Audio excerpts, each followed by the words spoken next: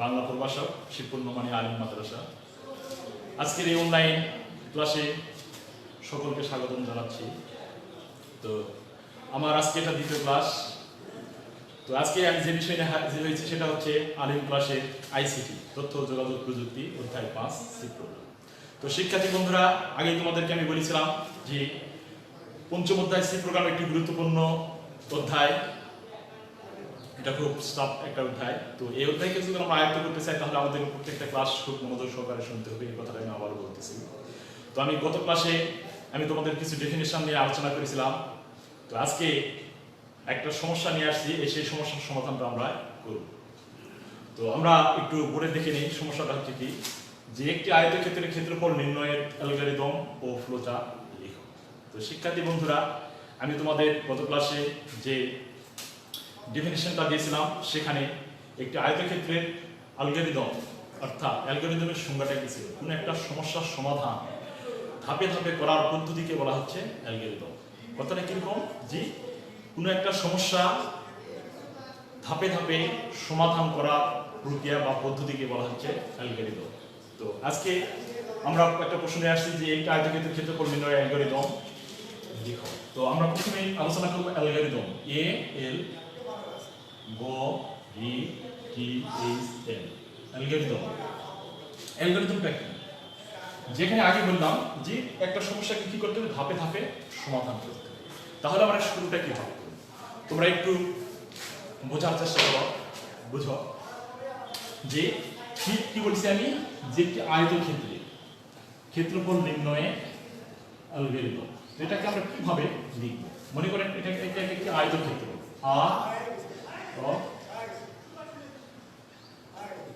আয়তক্ষেত্র। তো আয়তক্ষেত্র, তো এই আয়তক্ষেত্রে যদি আমরা কি করতে চাই, ক্ষেত্রফল নির্ণয় করতে চাই, তাহলে সর্বপ্রথম অবশ্যই যে জিনিসটা আমাদের দরকার, এর আগে আমরা বেস ক্লাসে 9, 10, 8 এর দিকে আমরা পড়ে আসছি যে একটা আয়তক্ষেত্রে ক্ষেত্রফল নির্ণয়ের সূত্রটা কি, দৈর্ঘ্য গুণন প্রস্থ। তো কথা হচ্ছে যে আমরা শুরুটা কিভাবে করব, অর্থাৎ এই ধাপটা কোন ধাপটা আমরা শুরু করব। অর্থাৎ এখানে কোন একটা জিনিস যখন আমরা সমাধান করব, সমাধান করতে গেলে সেটাকে কি করতে হয়, প্রথমে শুরু করতে হয়, অর্থাৎ শুরুটা আমাকে করতে হবে। শুরু করার পরে আমি কি করব, যে এই যে আয়তক্ষেত্র আছে, এই আয়তক্ষেত্রের এটা হচ্ছে কি দৈর্ঘ্য আর এটা হচ্ছে কি প্রস্থ। তাহলে আমি কি করব, সর্বপ্রথমে কি করব, দৈর্ঘ্য এবং প্রস্থের মানটা নিব। তাহলে আমরা কয়েকটা ধাপে এটাকে সমাধান করব, সেই ধাপগুলো আমরা লিখে নেই। ধাপ 1। ধাপ 1 আমরা কি লিখব, শুরু করি। ধাপ 1 আমরা কি লিখব, শুরু করি। এরপর আমরা কি লিখব, ধাপ 2 তে কি করব, যে আয়তক্ষেত্রে আমরা কি নিব, মান নির্ণয় করব, অর্থাৎ দৈর্ঘ্য এবং প্রস্থের মান গ্রহণ করি। দৈর্ঘ্য ও প্রস্থের মান গ্রহণ করি। তাহলে আমাকে প্রথম কি করতে, শুরু করতে হবে। শুরু করার পর আয়তক্ষেত্রের ক্ষেত্রফল যদি নির্ণয় করতে যাই, তাহলে আমাকে সর্বপ্রথম যে বিষয়টা নিতে হবে সেটা কি, দৈর্ঘ্য এবং প্রস্থের মানটাকে গ্রহণ করার পরে আমি কি করব, দৈর্ঘ্য এবং প্রস্থ মান গ্রহণ করার পরে ধাপ 3 তে চলে যাব। ধাপ 3 তে আমি যে কাজটা করবো সেটা কি, যে এটাকে আমরা কি করবো, একটা প্রক্রিয়াজাত করব। অর্থাৎ যদি আমরা ক্ষেত্রফল নির্ণয় করতে চাই তাহলে কি লিখতে হবে আমাদেরকে, ক্ষেত্রফল সমান সমান কি, দৈর্ঘ্য গুণন প্রস্থ। দৈর্ঘ্য গুণন প্রস্থ, ক্ষেত্রফল সমান সমান কি, দৈর্ঘ্য গুণন প্রস্থ। তাহলে এখানে লক্ষ্য করো তোমরা যে দৈর্ঘ্য এবং প্রস্থের মান গ্রহণ করলাম, করার পরে আমরা কি করলাম, যে এখানে প্রক্রিয়া করতেছি। কি প্রক্রিয়া করতেছি, দৈর্ঘ্য এবং প্রস্থ সূত্রের সাথে আমরা কি করতেছি, ক্ষেত্রফলটা নির্ণয় করতেছি। নির্ণয় করার পরে যে বিষয়টা আসবে সেটা হলো কি, ফলাফল। তাহলে আমরা কোথায় যাব, নেক্সট ধাপে আমরা চলে যাব। তো ধাপ 4 এ আমরা কি করব, ফলাফল প্রদর্শন। ফল প্রদর্শন। ফলাফল প্রদর্শন। তো এখন দেখো তোমরা যে ফলাফল প্রদর্শন করার পর আমাদের কি আর কোনো কাজ আছে? কাজ নেই। অর্থাৎ একটা আয়তক্ষেত্রের ক্ষেত্রফল নির্ণয় করতে গেলে আমরা সর্বপ্রথম কি করতে হবে? শুরুর এই কথাটা দিতে হবে, ধাপ 1। ধাপ 2 আমরা কি করবো? দৈর্ঘ্য এবং প্রস্থে মানটা আমরা গ্রহণ করবো। তারপরে ধাপ 3 কি করবো? ক্ষেত্রফল সমান সমান আমাদের সূত্রটা জানি, দৈর্ঘ্য গুণন প্রস্থ। আর ধাপ 4 কি? ফলাফল প্রদর্শন। অর্থাৎ দৈর্ঘ্য এবং প্রস্থ গুণ করার পরে যে ক্যালকুলেশনটা পাবো সেটা হচ্ছে কি? ফলাফল। এরপর আমাদের কোনো কাজ নেই, আমাকে কি করতে হবে? এটা সমাপ্ত করতে হবে। তো এই জন্য আমাকে কি করতে হবে? নেক্সট আর একটা ধাপ লিখতে হবে, ধাপ 5। 5 আমরা কি করব? শেষ করব। এই কথাটা উল্লেখ করব, শেষ করি। তো এটাই হচ্ছে অ্যালগরিদম। তো অ্যালগরিদমটা কি? যে কোনো একটা সমস্যা সমাধান করা, ধাপে ধাপে সমাধান করার পদ্ধতিকে বলা হচ্ছে অ্যালগরিদম। তো এই কয়েকটা ধাপ আমরা যদি কাল লিখি তাহলে আমাদের অ্যালগরিদমটা হয়ে যাবে। তো এরপরে আমি চলে আসবো তোমাদের ফ্লো চার্ট নিয়ে। তো আমি লেখাটা মিশাচ্ছি না, তো এই সাইডে লিখতেছি ফ্লো চার্ট। Flow chart. তো ফ্লো চার্টের ডেফিনেশনটা প্রথম ক্লাসে আমি তোমাদেরকে বলেছিলাম ফ্লো চার্টের ডেফিনেশনটা কি ছিল।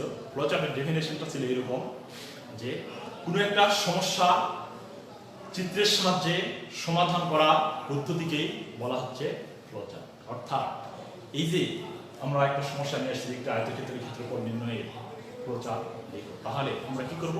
যে চিত্রের সাহায্যে এই সমস্যাটাকে আমরা সমাধান করার চেষ্টা করব। তো শিক্ষার্থী বন্ধুরা, তো চিত্রের সাহায্যে যেহেতু আমাদেরকে সমস্যার সমাধানটা করতে হবে, সেহেতু আমাদের কিছু কিছু চিত্র আছে, এই কিছু কিছু চিত্রগুলো নির্দিষ্ট একটা ইনফরমেশন কি করে? ক্যারি করে, বহন করে। তো আমরা একটু প্রথমে জেনে নেব এই চিত্রগুলা কি। তো এখানে তোমাদের দেখো ডিম্বাকার একটা বৃত্ত আছে। এই বৃত্ত কিসের প্রতীক হিসেবে আমরা গ্রহণ করব? এই বৃত্তটা আমরা প্রতীক হিসেবে গ্রহণ করব শুরু এবং শেষ। শুরু এবং শেষ। তাহলে এই যে ডিম্বাকার যে প্রতীক আছে, এই প্রতীকটা হলো কিসের প্রতীক হিসেবে গ্রহণ করব? শুরু এবং শেষের প্রতীক হিসেবে গ্রহণ করব। এরপরে আরেকটা চিত্র আছে সামান্তরিকের মতো। এই সামান্তরিক প্রতীকটা যেটা আমাদেরকে ইনফরমেশন দেয় সেটা হচ্ছে মান গ্রহণ এবং ফলাফল প্রদর্শন। তার মানে লিখব কি? মান গ্রহণ ও ফলাফল প্রদর্শন। তো শিক্ষার্থী বন্ধুরা, যে চিত্রগুলো আমি দিতেছি এই চিত্রগুলো তোমরা খুব সুন্দর করে মনোযোগ সহকারে লিখে নেবে এবং পাশে লিখে নেবে। তাহলে গোলাকার যে বৃত্তটা আছে ডিম্বাকার, সেটা শুরু এবং শেষের প্রতীক গ্রহণ করে। এরপরে সামান্তরিক যেটা আছে সেটা হচ্ছে কি? মান গ্রহণ এবং ফলাফল প্রদর্শন করে। এরপরে আয়তক্ষেত্রের মতো একটা চিত্র পাবো আমরা। তো এই চিত্রটা কি করে? এই চিত্রটা যে বিষয়টা আমাদেরকে ক্যারি করে সেটা হচ্ছে প্রক্রিয়াজাতকরণ, অর্থাৎ প্রক্রিয়াকরণ। এটা কিসের প্রতীক হিসেবে গ্রহণ করে? এটা কি? প্রক্রিয়াকরণ। এটা হচ্ছে কি? প্রক্রিয়াকরণের প্রতীক। এটা হচ্ছে প্রক্রিয়াকরণের প্রতীক। তো এরপরে আরো একটা চিত্র আমরা এরকম পাবো। এই প্রতীকটা সিদ্ধান্ত গ্রহণের প্রতীক।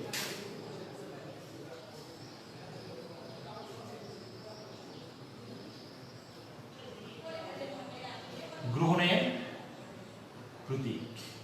এটা কি? কিসের প্রতীক? সিদ্ধান্ত গ্রহণের প্রতীক। তো আরেকটা চিত্র পাবো আমরা গোলের মতো, বৃত্তের মতো। এটা হচ্ছে কি? সংযোজক।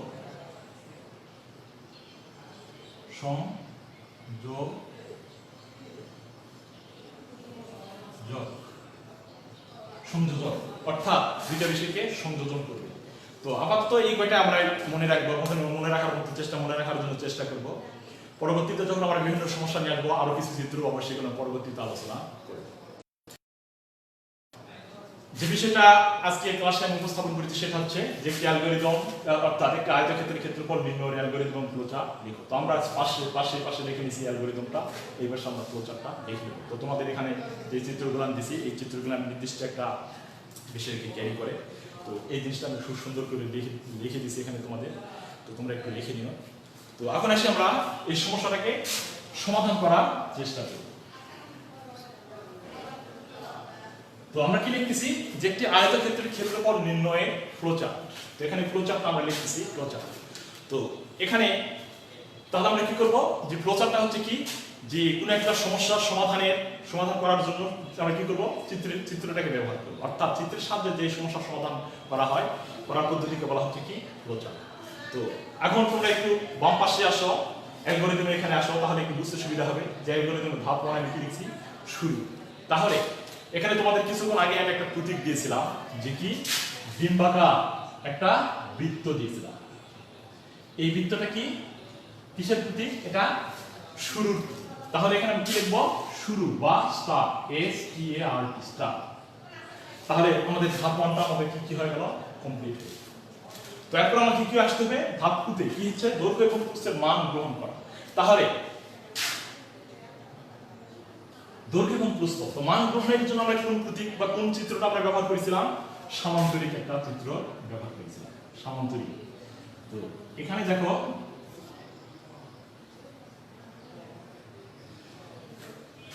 এই চিত্রটা কি, যে ইনপুট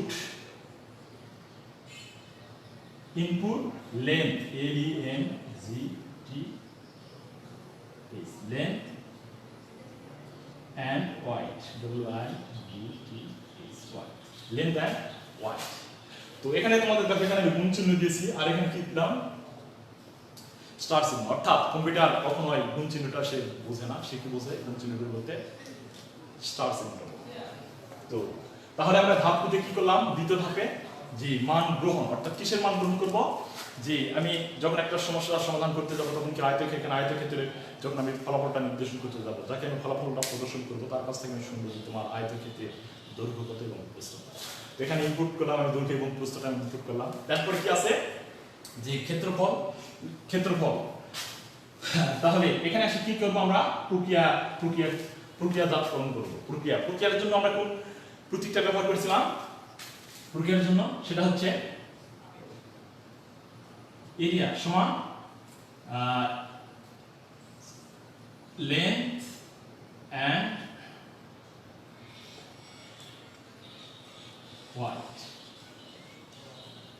তো শিক্ষার্থী বন্ধুরা দেখো, তোমাদের যে আয়তক্ষেত্রের মতো যে চিত্রটা ছিল, সেটা হচ্ছে কি ফলাফল, অর্থাৎ ফলাফল না, এখানে কি যে ক্ষেত্রফল অর্থাৎ প্রক্রিয়া। তাহলে প্রক্রিয়া অর্থাৎ ক্ষেত্রফল নির্ণয় করতে গেলে আমাকে কি করবে, একটা সূত্রের সাহায্যে সে নির্ণয় করতে হবে। অর্থাৎ প্রক্রিয়া করবো আমরা, কি করবো, দৈর্ঘ্য এবং প্রস্থটাকে আমরা কি করবো, এখানে ক্যালকুলেশন করবো। অর্থাৎ ক্ষেত্রফল সমান দৈর্ঘ্য গুণন প্রস্থ। এটাকে ক্যালকুলেশন করার পর যে রেজাল্ট আসবে, সেটা হচ্ছে কি ক্ষেত্রফলের আয়তক্ষেত্রের ক্ষেত্রফল। তো এরপরে আসি পরবর্তী ধাপে আমরা চলে যাবো। পরবর্তী ধাপটা কি, যে আমরা যখন এই ক্যালকুলেশনটা করলাম, করার পরে আমার একটা কি আসবে, রেজাল্ট। তো আমি রেজাল্ট বা ফলাফল প্রদর্শনের জন্য একটা প্রতীক দিয়েছিলাম তোমরা, যে এই যে এই প্রতীকটা, অর্থাৎ এখানে প্রিন্ট। তাহলে ফলাফল ইনপু, অর্থাৎ মান গ্রহণ এবং ফলাফল প্রদর্শনের জন্য কোন চিত্রটা ব্যবহার করবো আমরা, এই যে সমান্তরিকের চিত্র। সেই সমান্তরিকের চিত্র, এটা হচ্ছে মান ফলাফল প্রদর্শনের জন্য এটা কি করা হয়, ব্যবহার করা হয়। তো এরপরে আমরা কি করব, আমাদের কাজ শেষ। তো শেষ করার জন্য আমরা কোন প্রতীকটা ব্যবহার করেছিলাম, অর্থাৎ ওই যে প্রথম শুরু এবং শেষ। শুরু এবং শেষের জন্য আমরা কি করেছিলাম, যে ডিম্বাকার যে বৃত্তটা ছিল, সেই বৃত্তটা হলো কি শুরু এবং শেষে। তো এইটুকু কাজ করলে আমাদের কি হবে, দ্যাটস এনাফ। অর্থাৎ আজকে তাহলে যে বিষয়টা আমি তোমাদের সম্বন্ধে উপস্থাপন করেছিলাম, সেটা হচ্ছে আয়তক্ষেত্রের ক্ষেত্রফল নির্ণয়ের অ্যালগরিদম এবং ফ্লোচার্ট। অ্যালগরিদম এবং ফ্লোচার্ট চিত্রের সাথে খুব সুন্দর করে তোমাদেরকে মনে হয় বোঝাতে সক্ষম হয়েছি। তো শিক্ষার্থী বন্ধুরা, আজকের ক্লাসে এই পর্যন্তই। তোমরা সুস্থ থাকো, সুন্দর থাকো, তোমাদের সুস্বাস্থ্য এবং দীর্ঘায়ু কামনা করে আজকের ক্লাস থেকে আসসালামু আলাইকুম।